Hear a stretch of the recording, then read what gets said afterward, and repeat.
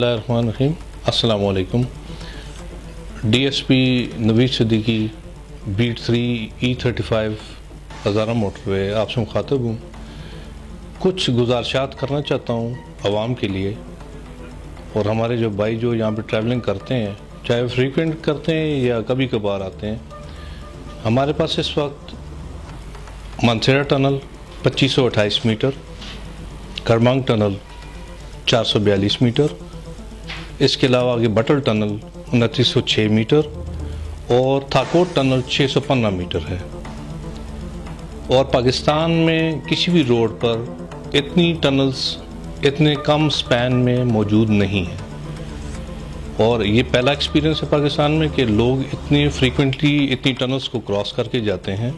तो चंद एक गुजारिशात हमारी इधर सुन लें इस हवाले से, क्योंकि रिसेंटली भी चंद दिन पहले एक बड़ा फेटल एक्सीडेंट वाक़या हुआ है मानसेरा टनल में, जिसमें 4 बंदे फौत हुए हैं, जाँ बहक हुए हैं, जबकि 10 शदीद ज़ख्मी हुए हैं. इसके अलावा 3 मामूली ज़ख्मी हुए हैं. लोग टनल के अंदर आके बहुत से गैर ज़रूरी काम उसमें मशगूल हो जाते हैं.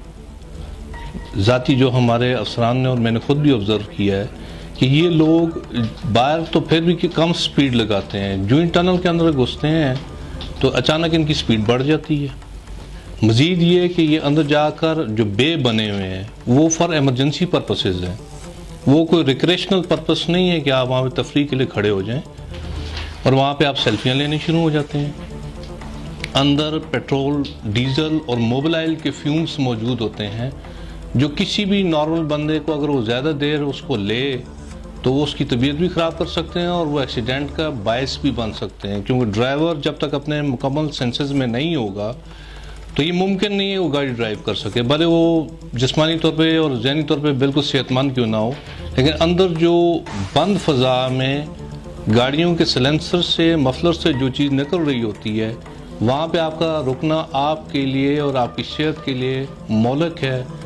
मेहरबानी करके अंदर सेल्फियाँ लेने से परहेज़ करें. वहाँ पे नो पार्किंग जोन है, आप बे के अंदर खड़े नहीं हो सकते और वहाँ पे सेल्फियाँ नहीं ले सकते. लोग वहाँ पे खड़े होकर हमने नाश्ते खाते हुए उनको देखा है, ज़ाती तौर पे ख़ुद देखा है, हमने ये चीज़ ऑब्ज़र्व की है. और वहाँ पे पार्किंग मत करें, स्पीड मत दें, ओवरटेकिंग मत करें. कुछ भी नहीं होता. 2528 मीटर आप अगर 50-60 की स्पीड से भी अगर ट्रैवल करें तो आपके 2.5 मिनट से ज़्यादा टाइम नहीं लगता. तो ऐसी आपको स्पीड वहाँ पे लगाने की ज़रूरत नहीं है, वहाँ पे रुकने की ज़रूरत नहीं है. ये जो इतना बड़ा फेटल एक्सीडेंट हुआ और इतनी कीमती जानों का ज़िया हुआ है इसमें, उसकी भी बुनियादी वजह यह है कि वहाँ पे लापरवाही बरती गई है. कार ड्राइवर की तई एक लापरवाही की वजह से इंतहाई कीमती जानें, जिसमें उसकी अपनी गाड़ी के 3 बंदे और जिस IS के साथ वो टकराया है उसका 1 बंदा और उसी IS में 10 शदीद ज़ख्मी हुए हैं. तो इस तरह की किसी भी एक्टिविटी में इन्वॉल्व ना हो. ये तफरीह की जगह नहीं है टनल. ये मैं बार बार इसीलिए कह रहा हूँ, इसको तफरीह का मुकाम मत समझें.